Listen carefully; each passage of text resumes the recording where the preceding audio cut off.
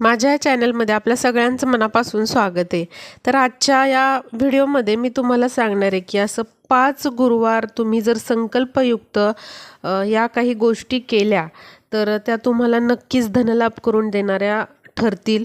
अगदी ज्याच्याकडे काहीच नाही आहे, अजिबातच धनामध्ये काहीच वृद्धी होत नाही आहे, पैशाच्या रिलेटेड काही प्रॉब्लेम आहेत, अजिबातच किंवा पैसे अडकलेले आहेत, ते मिळत नाही आहेत, खूप खूप कष्ट आपण बऱ्याच वेळेला करतो पण त्याचा मोबदला आपल्याला मिळत नाही, किंवा काही जणांना नोकरी लागत नाही, नोकरीची खूप गरज असते पण काही केल्या काहीच होत नाही, कोणत्याही गोष्टीमध्ये तुम्ही हात घातला तरीही त्यामध्ये यश मिळत नाही। तर असे सगळे जे प्रॉब्लेम आहेत त्यावरती एक उपाय आहे, ते म्हणजे हे 5 गुरुवार तुम्ही खूप श्रद्धेने आणि खूप शुद्ध भावनेने जर अशी सेवा केली तर तुम्हाला 100 आणि 100% त्यामध्ये लाभ होईल। तुमची जी इच्छा आहे ती इच्छा पूर्ती होईल। धनाच्या रिलेटेड जर असेल ही इच्छा, पैशांच्या रिलेटेड असेल किंवा कशामध्ये तरी तुम्हाला खूप जास्त धनलाभ हवा आहे, तर हे जर तुम्ही 5 गुरुवारचा उपाय केला तर 100 आणि 100% तुम्हाला चांगलेच रिझल्ट्स भेटतील याचे। तर काय आहे हा उपाय मी तुम्हाला सांगते। आता बघा, गुरुवार हा आपल्या गुरुदेवांचा वार असतो, त्याचबरोबर गुरुवार हा भगवान विष्णूंना देखील समर्पित असतो, त्यामुळे गुरुवारला विशेष महत्त्व आहे। तुम्ही जी सेवा गुरुवारी कराल त्याचं तुम्हाला दुपटीने तिपटीने चौपटीने फळ मिळत जातं। त्यामुळे तुम्ही गुरुवारी ज्या ज्या सेवा कराल किंवा संकल्पयुक्त जर तुम्ही काही सेवा गुरुवारी कराल तर त्याचं फळ तुम्हाला मिळाल्याशिवाय राहत नाही। तर काय करायचे उपाय ते मी तुम्हाला सांगते। बघा, आता मी सांगितलं की भगवान विष्णूंना हा गुरुवार समर्पित असतो, तर मग आपल्याला या दिवशी काय करायचे आहे, भगवान विष्णूंची सेवा करायची आहे। तुम्हाला 5 गुरुवार भगवान विष्णूंची सेवा करायची आहे। जर तुम्हाला वाटलं की नाही दर गुरुवारी मला शक्य आहे करणं, मी या सेवा दर गुरुवारी करायच्यात मला या सेवा, तर तुम्ही भगवान विष्णूंची ही सेवा दर गुरुवारी देखील करू शकता।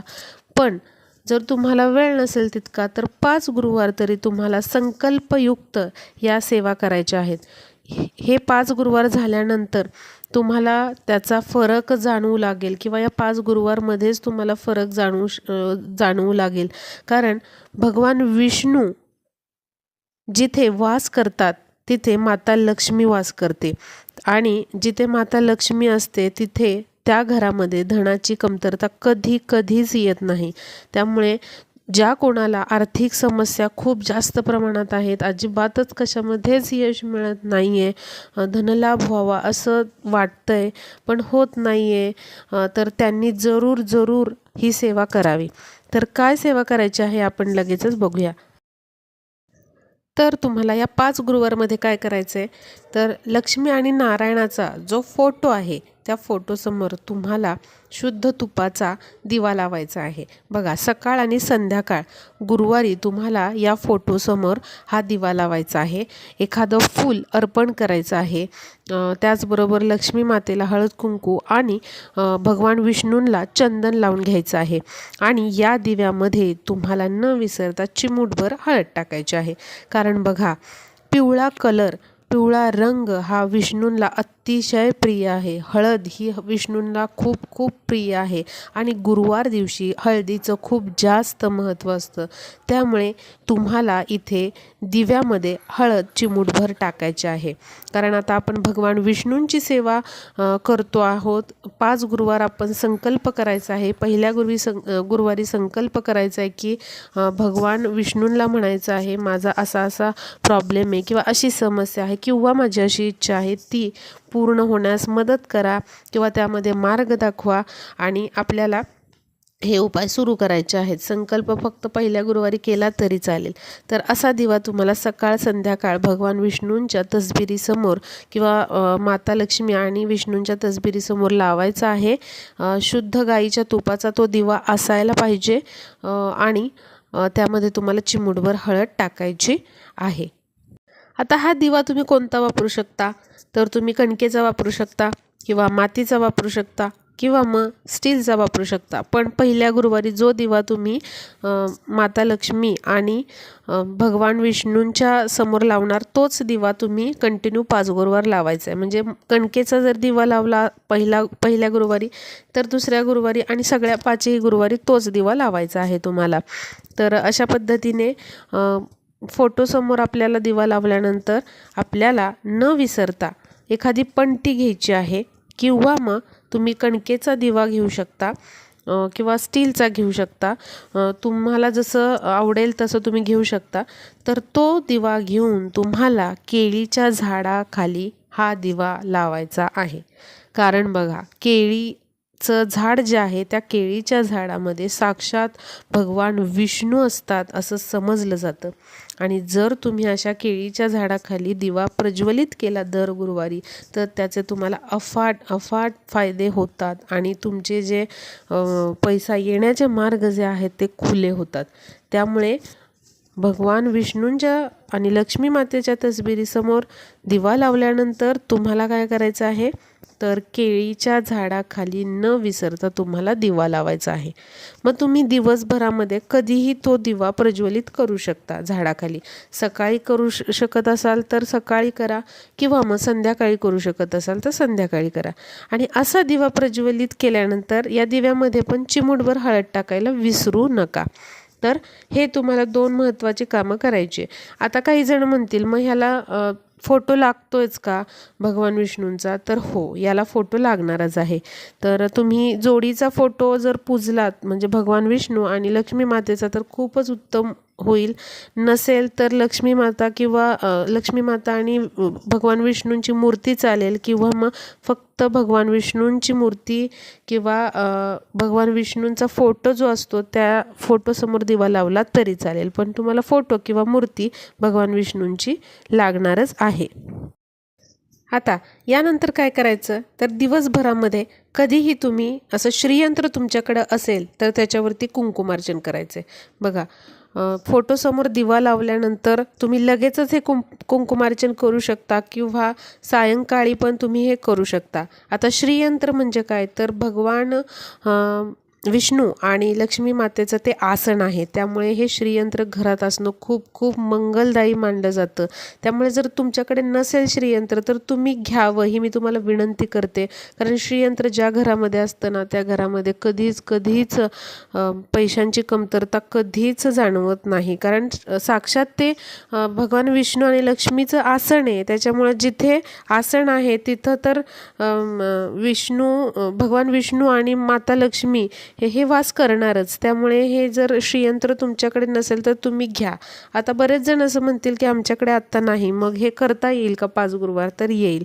नसेल श्रीयंत्र तर काहीच हरकत नाही, फक्त तुम्ही काय करायचं आहे ओम नमो भगवते वासुदेवाय नमः या मंत्राचा अर्धा तास तुम्ही जप करा किंवा 15 मिनिटं जप करा। आणि जर तुमच्याकडे कमळगट्ट्याची माळ असेल, अशा प्रकारे कमळगट्ट्याची माळ मिळते, तर श्रीयंत्र घेत असताना तुम्ही जेव्हा श्रीयंत्र घ्याल तेव्हा ही कमळगट्ट्याची माळ जरूर घ्या। 108 मण्यांची घ्या आणि म्हणजे 108 मण्यांची घेतल्यावरती तुम्हाला त्या माळेवरती भगवान विष्णूंचा जप करता येईल। जर तुमच्याकडे अशी कमळगट्ट्याची माळ असेल तर त्या गुरुवारी तुम्हाला काय करायचं आहे ओम नमो भगवते वासुदेवाय नमः या मंत्राने 108 वेळा जप करायचा आहे। कारण कमळगट्ट्याची माळ म्हणजे काय तर ते कमळाच्या बियांची माळ आहे आणि कमळ हे माता लक्ष्मी आणि भगवान विष्णूंना खूप प्रिय आहे। आणि जिथे कमळाचे बी आहेत किंवा कमळाचा वास आहे तिथे भगवान विष्णू आणि माता लक्ष्मी नक्कीच वास करतात। जर तुमच्याकडे नसेल अशी माळ तर तुम्ही 15 ते 20 मिनिटं ओम नमो भगवते वासुदेवाय नमः असा जप करायचा आहे।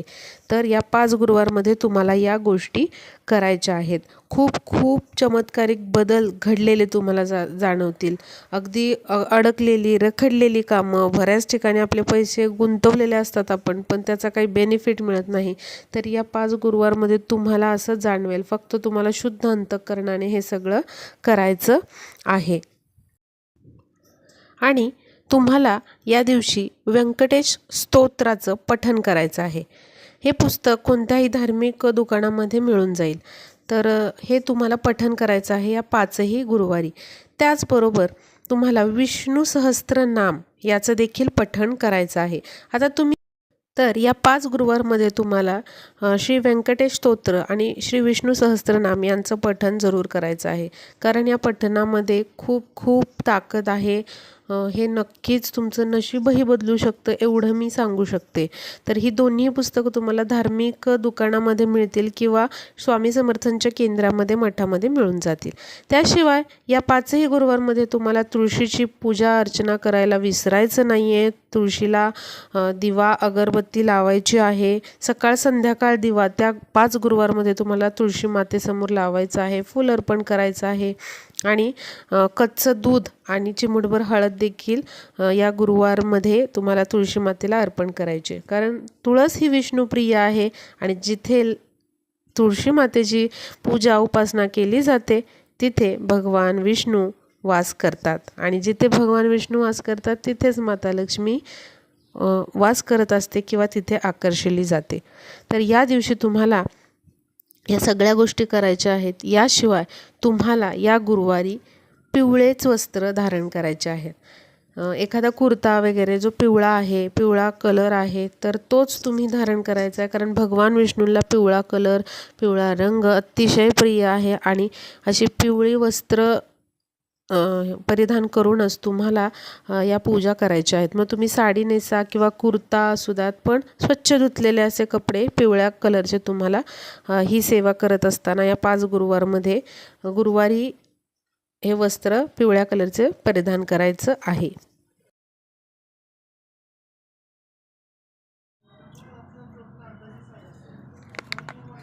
त्याचबरोबर अंघोळीच्या पाण्यामध्ये तुम्हाला हळद मिसळून या गुरुवारी अंघोळ करायची आहे. आणि फरशी पुसत असताना देखील या पाण्यामध्ये थोडीशी हळद मिक्स करा आणि नंतर पुसून घ्या. तर हे सगळं तुम्हाला या 5ही गुरुवारमध्ये करायचं आहे. आणि शेवटच्या गुरुवारी तुम्हाला असेच सेम सेवा करायची आहे आणि नैवेद्य भगवान विष्णूंना तुम्हाला दाखवायचं आहे. नैवेद्यामध्ये तुम्ही शेवटच्या गुरुवारी शिरा करू शकता. म्हणजे सत्यनारायणाला जसा आपण शिरा करतो तसा तुम्ही शिरा करून त्याचा नैवेद्य दाखवू शकता. फक्त जर जेवणाचा नैवेद्य दाखवला तर कांदा लसूण विरहित नैवेद्य दाखवा. तर हे जे मी उपाय सांगितलेले आहे तर 5 गुरुवार संकल्पयुक्त तुम्ही करून बघा. तुमच्या बऱ्याचशा समस्या सुटलेल्या तुम्हाला जाणवतील. भरपूर यश प्राप्ती किंवा इच्छाप्राप्ती झालेली तुम्हाला जाणवेल. याच्यासाठी तुम्हाला कोणताच उपवास करण्याची गरज नाही. आणि जर एखाद्याला वाटलं की नाही बाबा मला ही सेवा दर गुरुवारी करायची आहे, फक्त एक इच्छा म्हणून किंवा एक भक्ती आहे आपल्या भगवान विष्णूंवरती, माता लक्ष्मीवर म्हणून, तरीही तुम्ही गुरुवारी ही सेवा आवर्जून करू शकता. तर या व्हिडिओमध्ये तुम्हाला या 5 गुरुवारच्या श्री भगवान विष्णूंच्या सेवेबद्दल सांगायचं होतं. तर नक्की तुम्ही 5 गुरुवार अशी सेवा भगवान विष्णूंची करा.